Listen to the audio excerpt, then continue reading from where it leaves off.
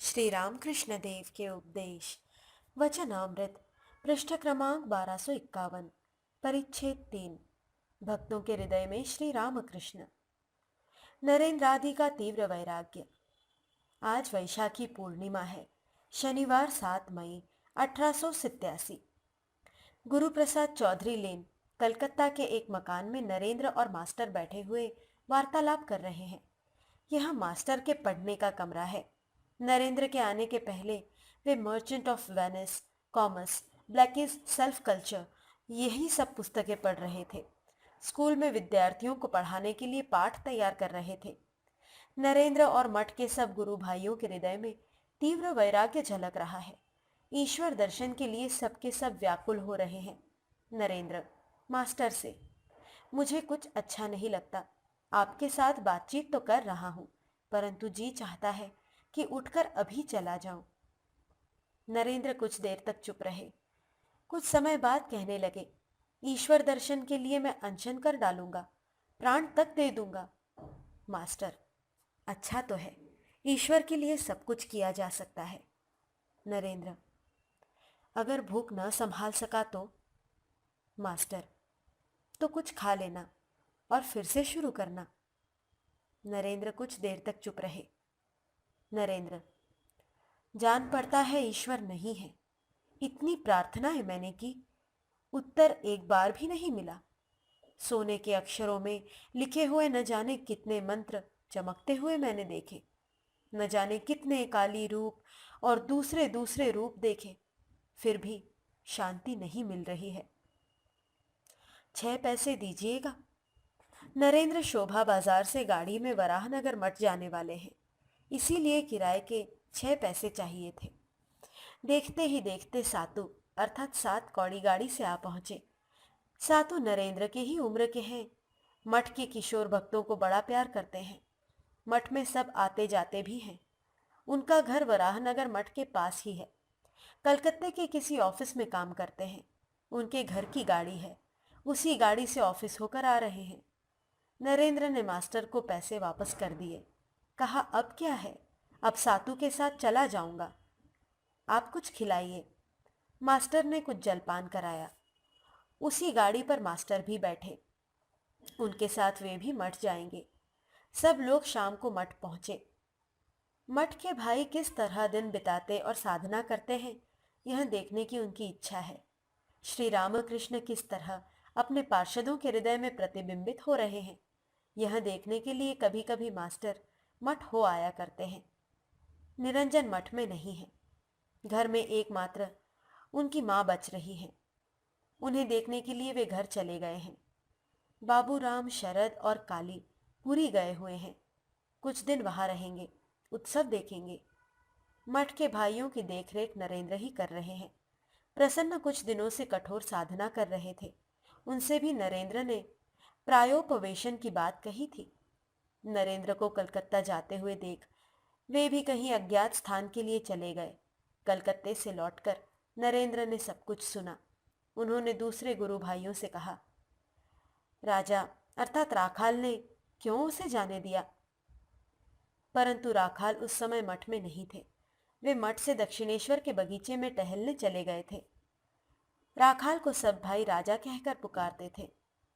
राखाल राज श्री कृष्ण का एक दूसरा नाम था। नरेंद्र, राजा को आने दो, मैं उसे एक बार फटकारूंगा कि क्यों उसे जाने दिया। हरीश से, तुम तो पैर फैलाए लेक्चर दे रहे थे, उसे मना क्यों नहीं कर सके? हरीश मधुर स्वर से, तारक दादा ने कहा तो, पर वहां चला ही गया। नरेंद्र मास्टर से, देखिए, मेरे लिए बड़ी मुश्किल है। यहां भी मैं एक माया के संसार में आ फंसा हूं, न मालूम वहां लड़का कहाँ चला गया। राखाल दक्षिणेश्वर के काली मंदिर से लौट आए हैं। भवनाथ भी उनके साथ गए थे। राखाल से नरेंद्र ने प्रसन्न की बात कही। प्रसन्न ने नरेंद्र को एक पत्र लिखा है। वह पत्र पढ़ा जा रहा है। पत्र इस आशय का है, मैं पैदल ही वृंदावन चला। मेरे लिए यहाँ रहना अच्छा नहीं है। यहाँ भाव का परिवर्तन हो रहा है। पहले तो मैं माता पिता और घर के दूसरे मनुष्यों का स्वप्न देखा करता था। इसके पश्चात मैंने माया की मूर्ति देखी। 2 बार मुझे बड़ा कष्ट मिला। घर लौट जाना पड़ा था। इसीलिए अब की बार दूर जा रहा हूँ। श्री रामकृष्ण देव ने मुझसे कहा था, तेरे वे घर वाले सब कुछ कर सकते हैं, उनका विश्वास न करना। राखाल कह रहे हैं, वह इन्हीं अनेक कारणों से चला गया है। और उसने यह भी कहा है, नरेंद्र अपनी माँ और भाइयों की खबर लेने और मुकदमा आदि करने के लिए घर चला जाया करता है। मुझे भय है कि उसकी देखा देखी कहीं मुझे भी घर जाने की इच्छा न हो। यह सुनकर नरेंद्र चुप हो रहे। राखाल तीर्थ जाने की बात कर रहे हैं। कह रहे हैं, यहाँ रहकर तो कहीं कुछ न हुआ। उन्होंने जो कहा है, ईश्वर दर्शन, वह कहाँ हुआ? राखाल लेटे हुए हैं। पास ही भक्तों में कोई लेटे हुए हैं, कोई बैठे। राखाल, चलो नर्मदा की ओर निकल चलें। नरेंद्र, निकल कर क्या होगा? ज्ञान इससे थोड़े ही होता है जिसके संबंध में तूने इतनी रट लगा दी है। एक भक्त, तो फिर संसार का त्याग तुमने क्यों किया? नरेंद्र, राम को नहीं पाया, इसलिए क्या श्याम के साथ रहना चाहिए? ईश्वर लाभ नहीं हुआ, इसलिए क्या बच्चे पैदा करते रहना चाहिए? यह कैसी बात है? यह कहकर नरेंद्र जरा उठ गए। राखाल लेटे हुए हैं। कुछ देर बाद नरेंद्र फिर लौटे और आसन ग्रहण किया। मठ के एक भाई लेटे ही लेटे हास्य में कह रहे हैं, मानो ईश्वर दर्शन के बिना उन्हें बड़ा कष्ट हो रहा हो। अरे कोई है, मुझे एक छुरी तो दो, प्राणांत कर लूं, बस अब तो कष्ट सहा नहीं जाता। नरेंद्र, मानो गंभीर होकर, वही है, हाथ बढ़ाकर उठा लो। सब हंसते हैं। फिर प्रसन्न की बात होने लगी। नरेंद्र, यहाँ भी माया, फिर हम लोगों ने संन्यास क्यों लिया? राखाल, मुक्ति और उसकी साधना नामक पुस्तक में है कि सन्यासियों को एक जगह नहीं रहना चाहिए। सन्यासी नगर की कथा उसमें है। शशि, मैं सन्यास फन्यास नहीं मानता। मेरे लिए ऐसा कोई स्थान नहीं है जो अगम्य हो। ऐसी कोई जगह नहीं है जहां मैं न रह सकूं। भवनाथ की बात चलने लगी। भवनाथ की स्त्री को कठिन पीड़ा हुई थी। नरेंद्र, राखाल से, जान पड़ता है भवनाथ की बीवी बच गई, इसलिए मारे खुशी के दक्षिणेश्वर घूमने गया था। काकुड़ गाछी के बगीचे की बातचीत होने लगी। राम बाबू वहां मंदिर बनवाने का विचार कर रहे हैं। नरेंद्र, राखाल से, राम बाबू ने मास्टर महाशय को एक ट्रस्टी बनाया है। मास्टर, राखाल से, परंतु मुझे तो इसकी कोई खबर नहीं। शाम हो गई। शशि श्री रामकृष्ण के कमरे में धूप देने लगे। दूसरे कमरों में श्री रामकृष्ण के जितने चित्र थे वहां भी धूप धुना दिया गया। फिर मधुर कंठ से उनका नामोच्चारण करते हुए उन्हें प्रणाम किया। अब आरती हो रही है। मठ के गुरु भाई और दूसरे भक्त हाथ जोड़कर खड़े हुए आरती देख रहे हैं। झांझ और घंटे बज रहे हैं। भक्त वृंद एक स्वर से आरती गा रहे हैं। जय शिव ओमकार, भज शिव ओमकार, ब्रह्मा विष्णु सदाशिव, हर हर हर महादेव। नरेंद्र पहले गाते हैं, पीछे से उनके दूसरे गुरु भाई। यही गायन श्री काशी धाम में विश्वेश्वर मंदिर में हुआ करता है। भोजन आदि समाप्त करते हुए रात के 11 बज गए। भक्तों ने मास्टर के लिए एक बिछौना बिछा दिया और वे स्वयं भी सो गए। आधी रात का समय है। मास्टर की आंख नहीं लगी। वे सोच रहे हैं, सब तो है, अयोध्या तो वही है, परंतु बस राम नहीं है। मास्टर चुपचाप उठ गए। आज वैशाख की पूर्णिमा है। मास्टर अकेले गंगा जी के तट पर टहल रहे हैं। श्री रामकृष्ण की बातें सोच रहे हैं। योग वासिष्ठ पाठ, संकीर्तनानंद तथा नृत्य। आज रविवार है। मास्टर शनिवार को आए हैं। बुध तक अर्थात 5 दिन तक मठ में रहेंगे। गृही भक्त प्रायः रविवार को ही मठ में दर्शन करने के लिए आया करते हैं। आजकल बहुधा योग वासिष्ठ का पाठ हुआ करता है। मास्टर ने श्री रामकृष्ण से योग वासिष्ठ की कुछ बातें सुनी थी।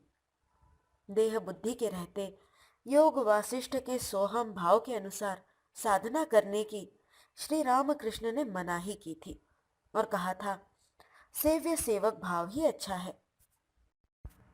मास्टर: अच्छा, योग वासिष्ठ में ब्रह्म ज्ञान की कैसी बातें हैं?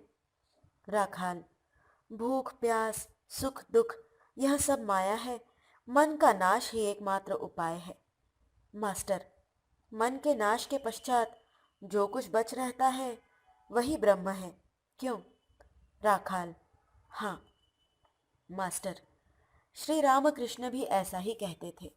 न्यांगटा ने उनसे यही बात कही थी।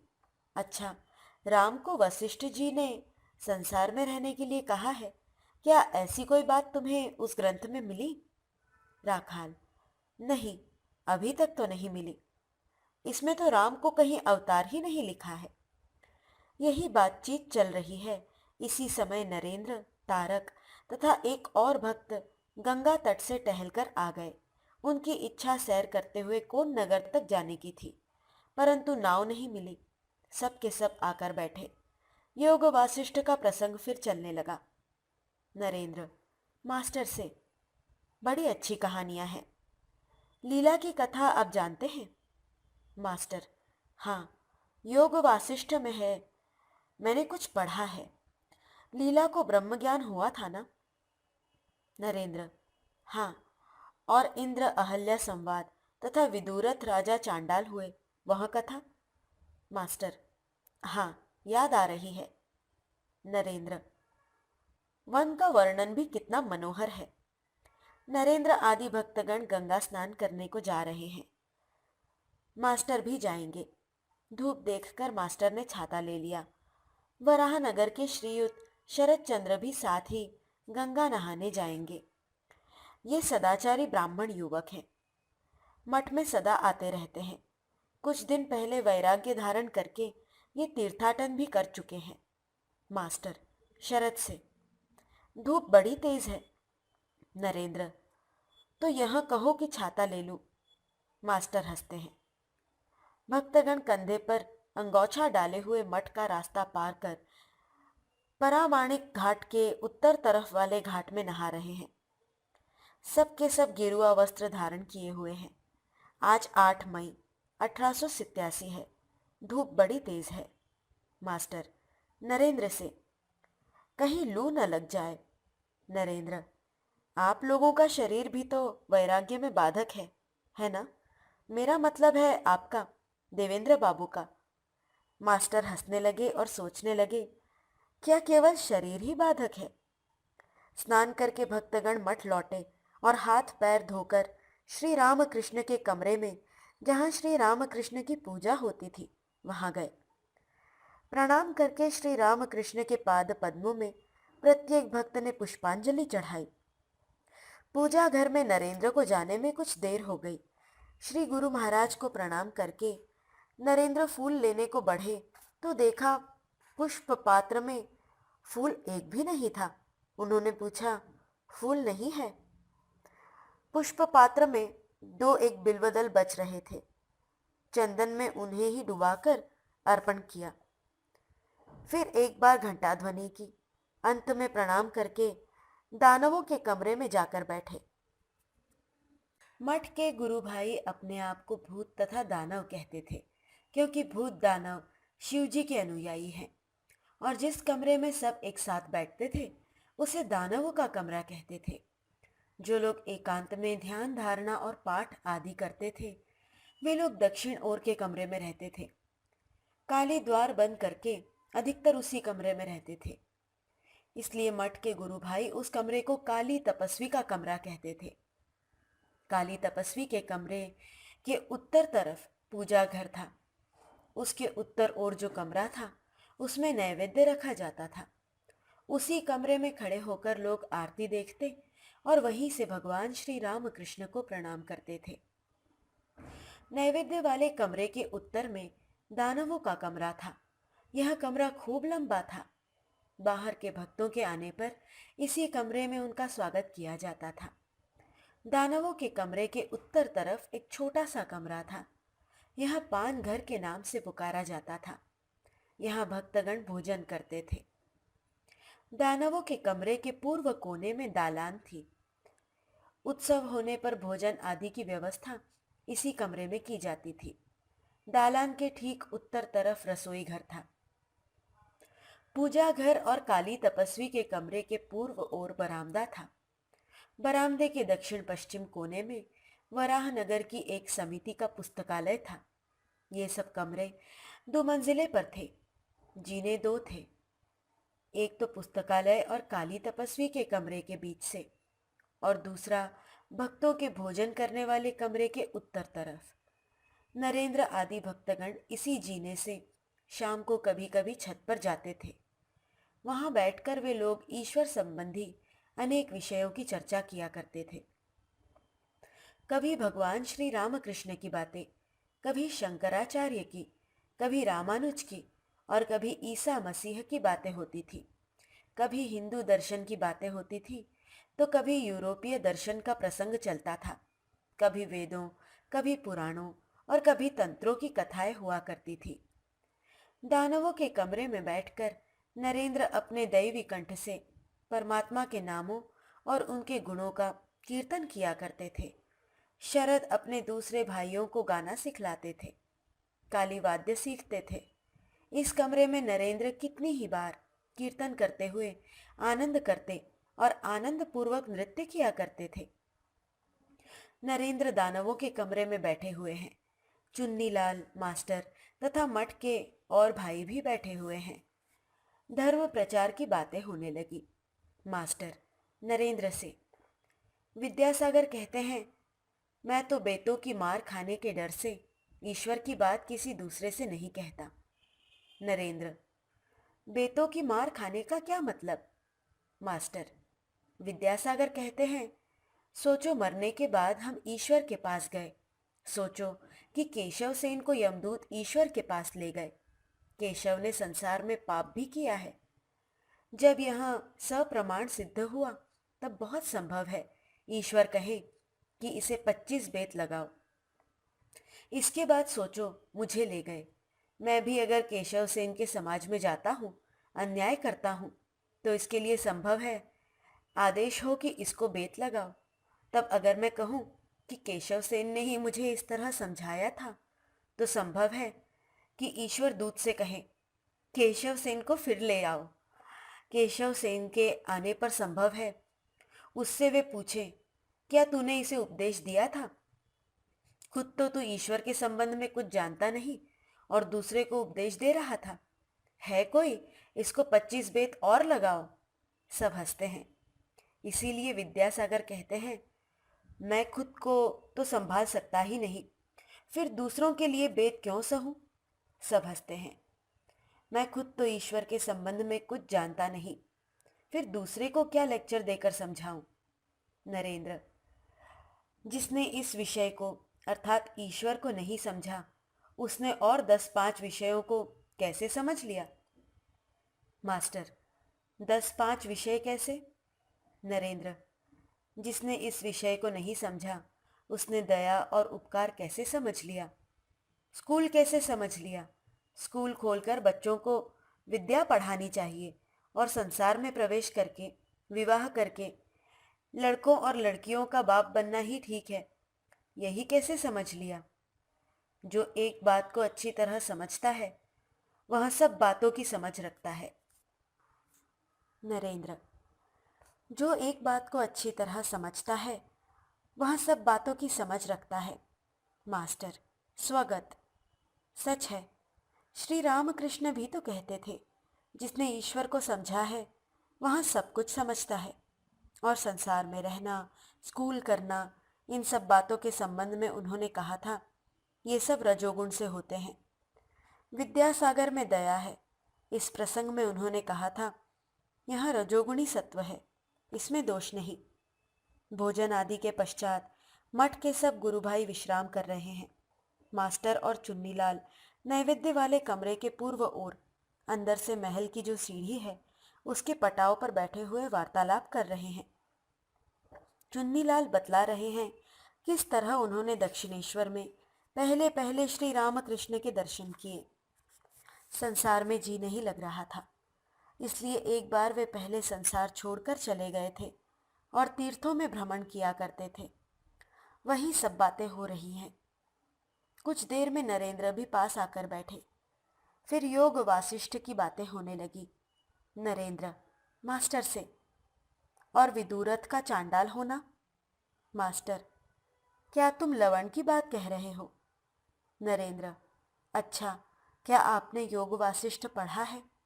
मास्टर, हाँ, कुछ पढ़ा है। नरेंद्र, क्या यही की पुस्तक पढ़ी है? मास्टर, नहीं, मैंने घर में कुछ पढ़ा था।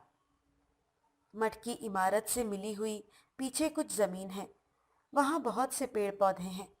मास्टर पेड़ के नीचे अकेले बैठे हुए हैं। इसी समय प्रसन्न आ पहुंचे।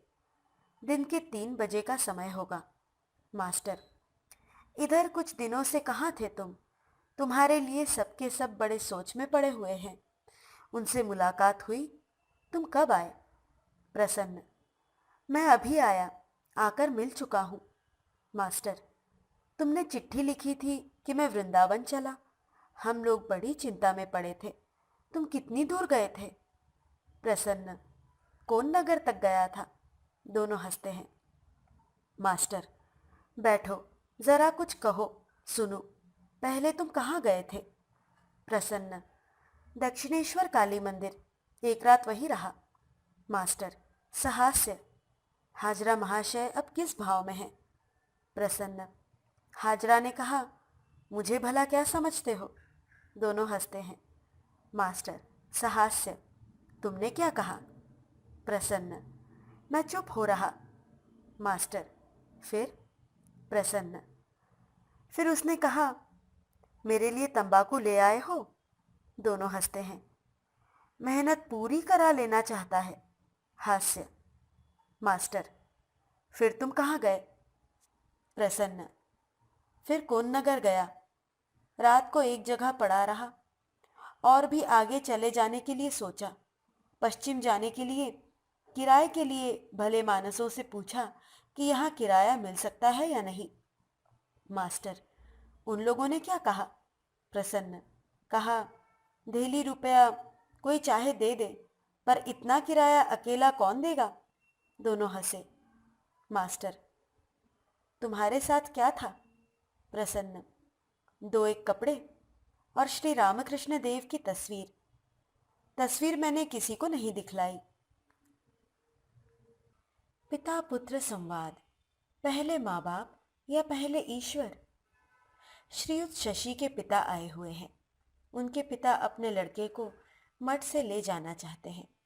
श्री रामकृष्ण की बीमारी के समय प्रायः 9 महीने तक लगातार शशि ने उनकी सेवा की थी। उन्होंने कॉलेज में बीए तक अध्ययन किया था। प्रवेशिका में इन्हें छात्रवृत्ति मिली थी। इनके पिता गरीब होने पर भी निष्ठावान ब्राह्मण हैं और साधना भी करते हैं। शशि अपने माता पिता के सबसे बड़े लड़के हैं। उनके माता पिता को बड़ी आशा थी कि ये लिख पढ़कर रोजगार करके उनका दुख दूर करेंगे, परंतु इन्होंने ईश्वर प्राप्ति के लिए सबको छोड़ दिया था। अपने मित्रों से ये रो रो कर कहा करते थे, क्या करूं, मेरी समझ में कुछ नहीं आता। हाय, माता पिता की मैं कुछ भी सेवा न कर सका। उन्होंने न जाने कितनी आशाएं की थी। मेरी माता को अलंकार आभूषण पहनने को नहीं मिले। मेरी कितनी साध थी कि उन्हें गहने पहनाऊंगा, कहीं कुछ भी न हुआ। घर लौट जाना मुझे भार सा जान पड़ता है। उधर श्री गुरु महाराज ने कामिनी कांचन का त्याग करने के लिए कहा है। अब तो जाने की जगह रही ही नहीं। श्री रामकृष्ण की महासमाधि के पश्चात शशि के पिता ने सोचा, बहुत संभव है अब वह घर लौटे। परंतु कुछ दिन घर रहने के पश्चात जब मठ स्थापित हुआ, तब मठ में आते जाते ही शशि सदा के लिए मठ में रह गए। जब से यह परिस्थिति हुई, तब से उनके पिता उन्हें ले जाने के लिए प्रायः आया करते हैं, परंतु शशि घर जाने का नाम भी नहीं लेते। आज जब उन्होंने यह सुना कि पिताजी आए हुए हैं। वे एक दूसरे रास्ते से 9-11 हो गए ताकि उनसे भेंट न हो। उनके पिता मास्टर को पहचानते थे। वे मास्टर के साथ ऊपर वाले बरामदे में टहलते हुए उनसे बातचीत करने लगे। पिता, यहाँ करता कौन है? यही नरेंद्र सारे अनर्थों का कारण जान पड़ता है। सब लड़के राजी खुशी घर लौट गए थे, फिर से स्कूल कॉलेज जाने लगे थे। मास्टर, यहाँ करता कोई नहीं है, सब बराबर हैं। नरेंद्र क्या करे? बिना अपनी इच्छा के क्या कोई आ सकता है? क्या हम लोग सदा के लिए घर छोड़कर आ सके हैं? पिता, अजी तुम लोगों ने तो अच्छा किया, क्योंकि दोनों तरफ की रक्षा कर रहे हो। तुम लोग जो कुछ कर रहे हो इसमें धर्म नहीं है क्या? हम लोगों की भी तो यही इच्छा है कि शशि यहाँ भी रहे और वहाँ भी रहे। देखो तो जरा, उसकी माँ कितना रो रही है। मास्टर दुखित होकर चुप हो गए। पिता, और साधुओं की तलाश में इतना क्यों मारा फिरता है? वह कहे तो मैं उसे एक अच्छे महात्मा के पास ले जाऊं। इंद्र नारायण के पास एक महात्मा आए हुए हैं, बहुत सुंदर स्वभाव है। चले देखे ना ऐसे महात्मा को। राखाल और मास्टर काली तपस्वी के घर के पूर्व ओर के बरामदे में टहल रहे हैं। श्री रामकृष्ण और उनके भक्तों के संबंध में वार्तालाप हो रहा है। राखाल व्यस्त भाव से, मास्टर महाशय आइए सब एक साथ साधना करें। देखिए ना, अब घर भी सदा के लिए छोड़ दिया है। अगर कोई कहता है ईश्वर तो मिले ही नहीं, फिर क्यों अब यह सब हो रहा है, तो इसका उत्तर नरेंद्र बड़ा सुंदर देता है। कहता है राम नहीं मिले तो क्या इसलिए हमें श्याम अर्थात अमुक किसी भी के साथ रहकर लड़के बच्चों का बाप बनना ही होगा? आहा, एक एक बात नरेंद्र बड़े मार्के की कह देता है। जरा आप भी पूछिएगा। मास्टर, ठीक तो है राखाल भाई, देखता हूँ तुम्हारा मन भी खूब व्याकुल हो रहा है। राखाल, मास्टर महाशय क्या कहूँ, दोपहर को नर्मदा जाने के लिए जी में कैसी विकलता थी। मास्टर महाशय साधना कीजिए, नहीं तो कहीं कुछ न होगा।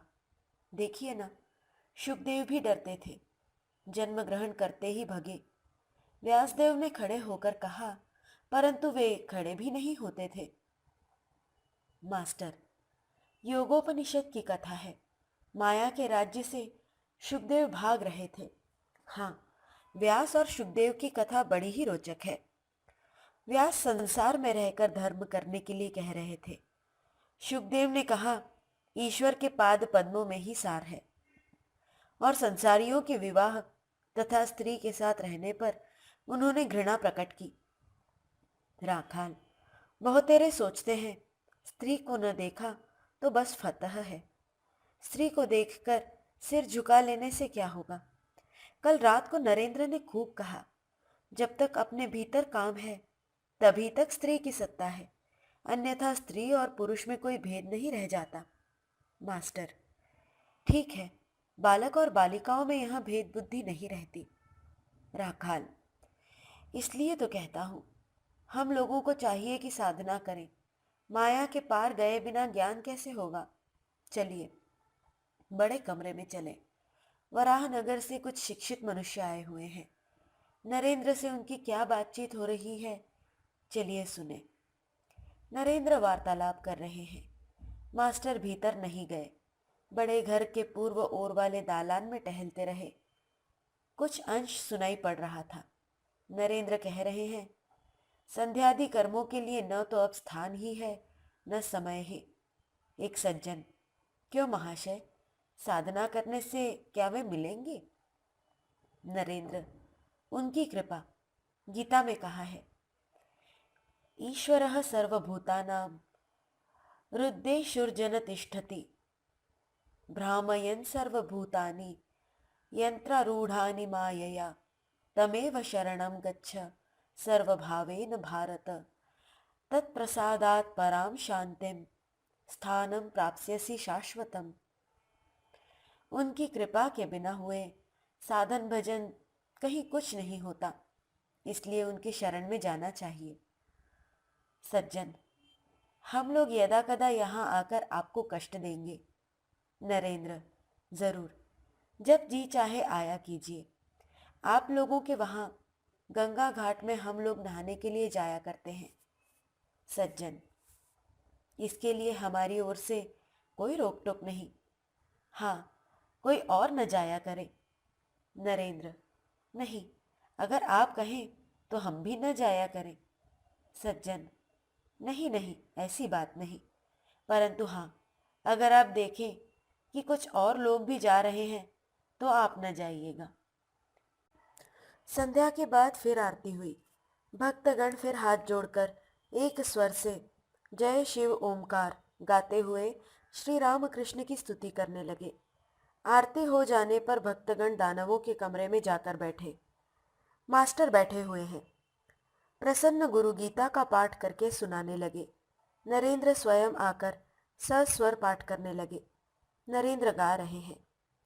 ब्रह्मानंदम परम सुखदम केवलम ज्ञान मूर्तिम द्वंद्वातीतम गगन सदृशम तत्वमस्यादिलक्ष्यम एकम नित्यम विमलमचलम सर्वदा साक्षिभूतम भावातीतम त्रिगुणरहितम सद्गुरुम तम नमामि। फिर गाते हैं। न गुरोरधिकम न गुरोरधिकम शिवशासनतः शिवशासनतः श्रीमत्परम ब्रह्म गुरुं वदामि श्रीमत्परम ब्रह्म गुरुं भजामि श्रीमत्परम ब्रह्म गुरुं स्मरामि श्रीमत्परम ब्रह्म गुरुं नमामि। नरेंद्र सस्वर गीता का पाठ कर रहे हैं और भक्तों का मन उसे सुनते हुए निर्वात निष्कंप दीप शिखा की भांति स्थिर हो गया। श्री रामकृष्ण सत्य कहते थे कि बंसी की मधुर ध्वनि सुनकर सर्प जिस फन खोलकर स्थिर भाव से खड़ा रहता है, उसी प्रकार नरेंद्र का गाना सुनकर हृदय के भीतर जो है वे भी चुपचाप सुनते रहते हैं। आहा, मठ के भाइयों की गुरु के प्रति कैसी तीव्र भक्ति है। राखाल काली तपस्वी के कमरे में बैठे हुए हैं। पास ही प्रसन्न है। उसी कमरे में मास्टर भी है। राखाल अपनी स्त्री और लड़के को छोड़कर आए हैं। उनके हृदय में वैराग्य की गति तीव्र हो रही है। उन्हें एक यही इच्छा है कि अकेले नर्मदा के तट पर या कहीं अन्यत्र चले जाएं। फिर भी वे प्रसन्न को बाहर भागने से समझा रहे हैं। राखाल प्रसन्न से, कहाँ तू बाहर भागता फिरता है? यहाँ साधुओं का संग, क्या इसे छोड़कर कहीं जाना होता है? तिस पर नरेंद्र जैसे व्यक्ति का साथ छोड़कर, यह सब छोड़कर तू कहाँ जाएगा?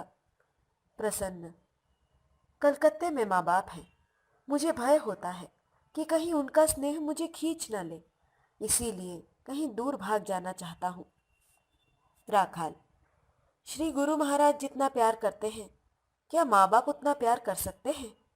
हम लोगों ने उनके लिए क्या किया है जो वे हमें उतना चाहते थे? क्यों वे हमारे शरीर, मन और आत्मा के कल्याण के लिए इतने तत्पर रहा करते थे? हम लोगों ने उनके लिए क्या किया है? मास्टर स्वगत, आहा, राखाल ठीक ही तो कह रहे हैं, इसीलिए उन्हें अहेतुक कृपा सिंधु कहते हैं। प्रसन्न, क्या बाहर चले जाने के लिए तुम्हारी इच्छा नहीं होती? राखाल, जी तो चाहता है कि नर्मदा के तट पर जाकर रहूं। कभी कभी सोचता हूं कि वही किसी बगीचे में जाकर रहूं और कुछ साधना करूं। कभी यह तरंग उठती है कि 3 दिन के लिए पंच तप करूं, परंतु संसारी मनुष्यों के बगीचे में जाने से हृदय इनकार भी करता है। दानवों के कमरे में तारक और प्रसन्न दोनों वार्तालाप कर रहे हैं। तारक की मां नहीं है। उनके पिता ने राखाल के पिता की तरह दूसरा विवाह कर लिया है। तारक ने भी विवाह किया था, परंतु पत्नी वियोग हो गया है। मठ ही तारक का घर हो रहा है। प्रसन्न को वे भी समझा रहे हैं। प्रसन्न, न तो ज्ञान ही हुआ और न प्रेम ही। बताओ क्या लेकर रहा जाए? तारक, ज्ञान होना अवश्य कठिन है, परंतु यह कैसे कहते हो कि प्रेम नहीं हुआ? प्रसन्न, रोना तो आया ही नहीं, फिर कैसे कहूं प्रेम हुआ, और इतने दिनों में हुआ भी क्या। तारक, क्यों, श्री रामकृष्ण देव को देखा है या नहीं, फिर यहाँ क्यों कहे कि तुम्हें ज्ञान नहीं हुआ। प्रसन्न, क्या खाक होगा ज्ञान, ज्ञान का अर्थ है जानना, क्या जाना, ईश्वर है या नहीं इसी का पता नहीं चलता। तारक, हाँ ठीक है, ज्ञानियों के मत से ईश्वर है ही नहीं। मास्टर स्वगत, आहा, प्रसन्न की कैसी अवस्था है। श्री रामकृष्ण कहते थे, जो लोग ईश्वर को चाहते हैं उनकी ऐसी अवस्था हुआ करती है। कभी कभी ईश्वर के अस्तित्व में संदेह होता है। जान पड़ता है तारक इस समय बौद्ध मत का विवेचन कर रहे हैं, इसीलिए शायद उन्होंने कहा, ज्ञानियों के मत से ईश्वर है ही नहीं। परंतु श्री रामकृष्ण कहते थे, ज्ञानी और भक्त दोनों एक ही जगह पहुंचेंगे। गुरु भाइयों के साथ नरेंद्र। ध्यान वाले कमरे में अर्थात काली तपस्वी वाले कमरे में नरेंद्र और प्रसन्न आपस में बातचीत कर रहे हैं। कमरे में एक दूसरी तरफ राखाल, हरीश और छोटे गोपाल हैं। बाद में बूढ़े गोपाल भी आ गए। नरेंद्र गीता पाठ करके प्रसन्न को सुना रहे हैं। ईश्वरः सर्वभूतानां हृद्देशेऽर्जुन तिष्ठति भ्रामयन् सर्वभूतानि यन्त्रारूढानि मायया तमेव शरणं गच्छ सर्वभावेन भारत तत्प्रसादात् परां शान्तिं स्थानं प्राप्स्यसि शाश्वतम् सर्वधर्मान् परित्यज्य मामेकं शरणं व्रज अहं त्वां सर्वपापेभ्यो मोक्षयिष्यामि मा शुचः। नरेंद्र, देखा, यंत्रारूढ़, भ्रामयन् सर्वभूतानि यंत्रारूढ़ानि मायया, इस पर भी ईश्वर को जानने की चेष्टा। तू कीट से भी गया बीता है, तू उन्हें जान सकता है। जरा सोच तो सही, आदमी क्या है। ये जो अगणित नक्षत्र देख रहा है, इनके संबंध में सुना है, ये एक एक सोलर सिस्टम अर्थात सौर जगत है। हम लोगों के लिए जो यहाँ एक ही सोलर सिस्टम है, इसी में आफत है। जिस पृथ्वी की सूर्य के साथ तुलना करने पर वहाँ एक भटे की तरह जान पड़ती है, उस उतनी ही पृथ्वी में मनुष्य चल फिर रहा है। नरेंद्र गा रहे हैं। गाने का भाव, तुम पिता हो, हम तुम्हारे नन्हे से बच्चे हैं। पृथ्वी की धूली से हमारा जन्म हुआ है और पृथ्वी की धूली से हमारी आंखें भी ढकी हुई हैं। हम शिशु होकर पैदा हुए हैं और धूली में ही हमारी क्रीड़ाएं हो रही हैं।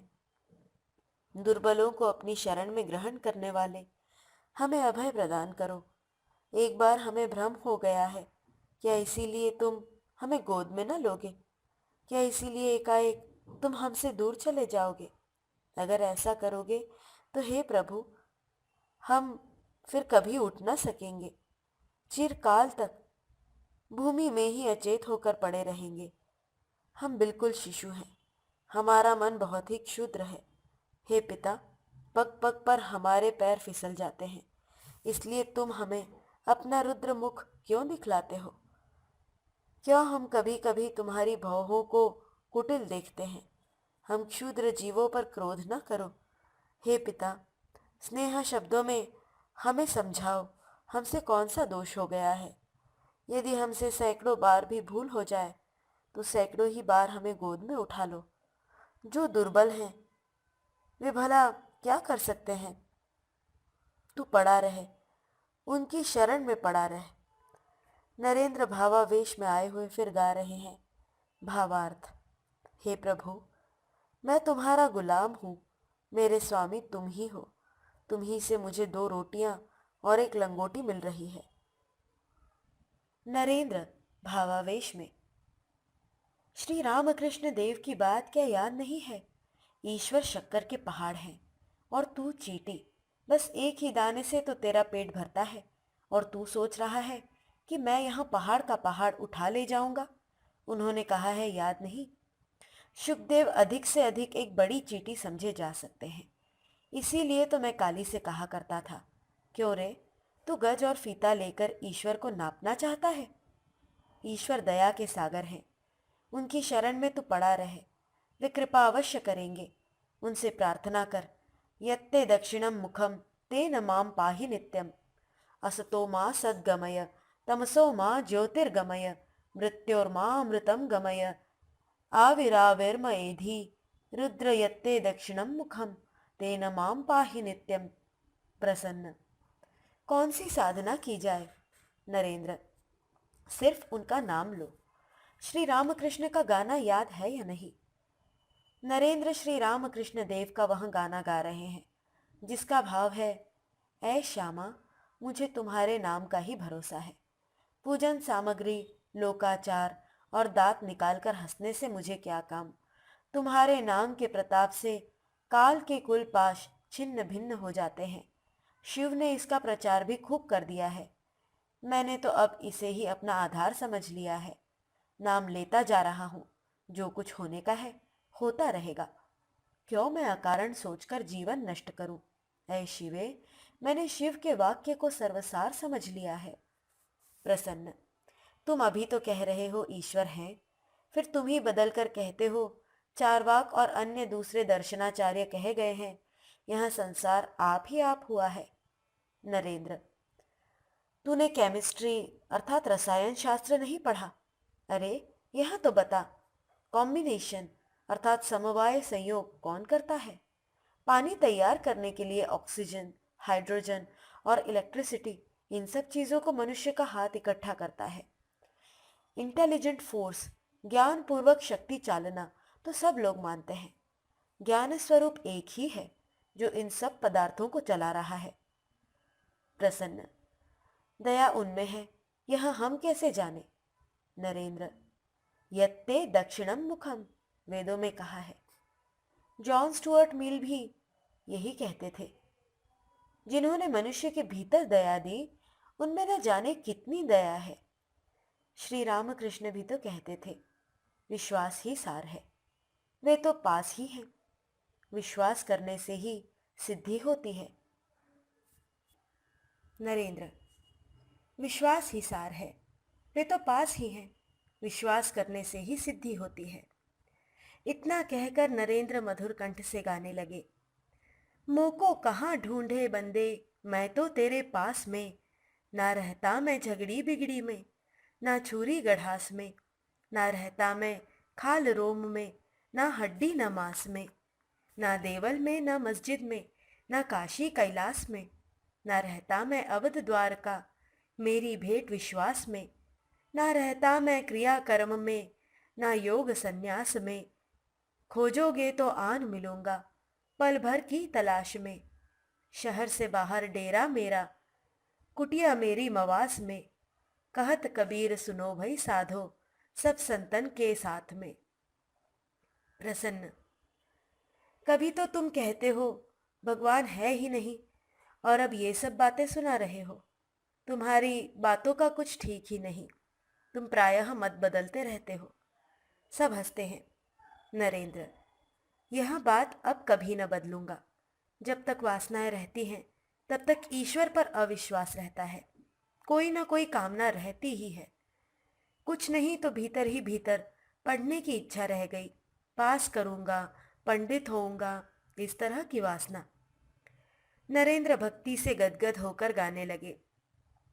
वे शरणागत वत्सल है, पिता और माता हैं। जय देव जय देव जय मंगलदाता, जय जय मंगलदाता। संकट भय दुख त्राता, विश्व भुवन पाता। जय देव जय देव। नरेंद्र फिर गा रहे हैं। भाइयों से हरे रस का प्याला पीने के लिए कह रहे हैं। कहते हैं ईश्वर पास ही है, जैसे मृग के पास कस्तूरी। पीले अवधूत हो मतवाला, प्याला प्रेम हरे रस का रे। बाल अवस्था खेली गवायो, तरुण भयो नारी बसका रे। वृद्ध भयो कफ वायु ने घेरा, खाट पड़ो रहियो शाम सकारे। नाभि कमल में है कस्तूरी, कैसे भरम मिटे पशुकारे। बिन सद्गुरु नर ऐसे ही ढूंढे, जैसे मिर्ग फिरे वनकारे। मास्टर बरामदे से ये सब बातें और संगीत सुन रहे हैं। नरेंद्र उठे। कमरे में आते समय कह रहे हैं, इन युवकों से बातचीत करते करते मेरा सिर गर्म हो गया। बरामदे में मास्टर को देखकर उन्होंने कहा, मास्टर महाशय, आइए पानी पिए। मठ के एक भाई नरेंद्र से कह रहे हैं, इतने पर भी तुम क्यों कहते हो कि ईश्वर नहीं है? नरेंद्र हंसने लगे। नरेंद्र का तीव्र वैराग्य। गृहस्थाश्रम। दूसरे दिन सोमवार है। सवेरे मास्टर मठ के बगीचे में एक पेड़ के नीचे बैठे हुए हैं। मास्टर सोच रहे हैं, श्री रामकृष्ण ने मठ के भाइयों का काम कांचन छुड़ा दिया। आहा, ईश्वर के लिए ये लोग व्याकुल हो रहे हैं। यह स्थान मानो साक्षात वैकुंठ है। मठ के भाई मानो साक्षात नारायण हैं। श्री रामकृष्ण को गए अभी अधिक दिन नहीं हुए, इसलिए वे सब भाव अब भी ज्यों के त्यों बने हैं। अयोध्या तो वही है, परंतु राम नहीं है। इनसे तो उन्होंने गृह त्याग करा लिया, फिर कुछ और जो हैं उन्हें ही क्यों घर में रखा है? उनके लिए क्या कोई उपाय नहीं है? नरेंद्र ऊपर के कमरे से देख रहे हैं। मास्टर अकेले पेड़ के नीचे बैठे हैं। उतरकर हंसते हुए वे कह रहे हैं, क्यों मास्टर महाशय, क्या हो रहा है? कुछ बातें हो जाने पर मास्टर ने कहा, आहा, तुम्हारा स्वर बड़ा मधुर है, कोई श्लोक कहो। नरेंद्र स्वर से अपराध भंजन स्तव कहने लगे। गृहस्थगण ईश्वर को भूले हुए हैं। बाल्य, प्रौढ़ और वार्धक्य तक वे न जाने कितने अपराध करते हैं। क्यों वे मनसा वाचा और कर्मणा ईश्वर की सेवा नहीं करते? स्तव पाठ हो गया, फिर बातचीत होने लगी। नरेंद्र, निर्लिप्त संसार कहिए या चाहे जो कहिए, काम कांचन का त्याग बिना किए न होगा। स्त्री के साथ सहवास करते हुए घृणा नहीं होती। जहाँ कृमि, कफ, मेद, दुर्गंध, अमेध्य पूर्णे, कृमिजाल संकुले, स्वभाव दुर्गंधि विनिंदितांतरे, कलेवरे मूत्रपुरीश भाविते रमन्ति मूढ़ा विरमन्ति पंडिताः। वेदांत वाक्यों में जो रमण नहीं करता, हरि रस का जो पान नहीं करता, उसका जीवन ही वृथा है। ओंकार मूलम परमम पदांतरम, गायत्री सावित्री सुभाषितांतरम, वेदांतरम यह पुरुषो न सेवते, वृथांतरम तस्य नरस्य जीवनम। एक गाना सुनिए। भावार्थ। मोह और कुमंत्रणा को छोड़ो, उन्हें जानो, तब संपूर्ण कष्ट छूट जाएंगे। 4 दिन के सुख के लिए अपने जीवन सखा को भूल गए, यहाँ कैसे? कौपिन धारण किए बिना दूसरा उपाय नहीं, संसार त्याग। यह कहकर नरेंद्र सस्वर गाने लगे। वेदांत वाक्येषु सदा रमन्तो, भिक्षान्न मात्रेण चतुष्टिमन्तः, अशोकमन्तः करणे चरन्तः, कौपीनवन्तः खलु भाग्यवन्तः। नरेंद्र फिर कह रहे हैं, मनुष्य संसार में बंधा क्यों रहेगा? क्यों वहां माया में पड़े? मनुष्य का स्वरूप क्या है? चिदानंद रूपः शिवोहम शिवोहम, मैं ही वह सच्चिदानंद हूं। फिर स्वर सहित नरेंद्र शंकराचार्य कृत स्तव पढ़ने लगे। ओम मनोबुद्धि अहंकार चित्तानि नाहम, न च श्रोत्र जिह्वे न च घ्राण नेत्रे, न च व्योम भूमिर्न तेजो न वायुः, चिदानंद रूपः शिवोहम शिवोहम। एक दूसरा स्तव वासुदेवाष्टक भी नरेंद्र सस्वर पढ़ रहे हैं। हे मधुसूदन, मैं तुम्हारे शरणागत हूँ। मुझ पर कृपा करके काम, निद्रा, पाप, मोह, स्त्री पुत्र का मोहजाल, विषय तृष्णा, इन सब से मेरा परित्राण करो और अपने पाद पद्मों में भक्ति दो। मास्टर, स्वगत। नरेंद्र को तीव्र वैराग्य है, इसलिए मठ के अन्य भाइयों की भी यही अवस्था है। इन लोगों को देखते ही श्री रामकृष्ण के उन भक्तों में जो संसार में अब भी हैं, कामिनी कांचन त्याग की इच्छा प्रबल हो जाती है। आहा, इनकी यहाँ कैसी अवस्था है। दूसरे कुछ भक्तों को उन्होंने अब भी संसार में क्यों रखा है? क्या वे कोई उपाय करेंगे? क्या वे तीव्र वैराग्य देंगे या संसार में ही भुलाकर रख छोड़ेंगे? नरेंद्र तथा और दो एक अन्य भाई भोजन करके कलकत्ता गए। नरेंद्र रात को फिर लौटेंगे। नरेंद्र के घर संबंधी मुकदमे का अब भी फैसला नहीं हुआ। मठ के भाइयों को नरेंद्र की अनुपस्थिति सह्य नहीं होती। सब सोच रहे हैं कि नरेंद्र कब लौटे।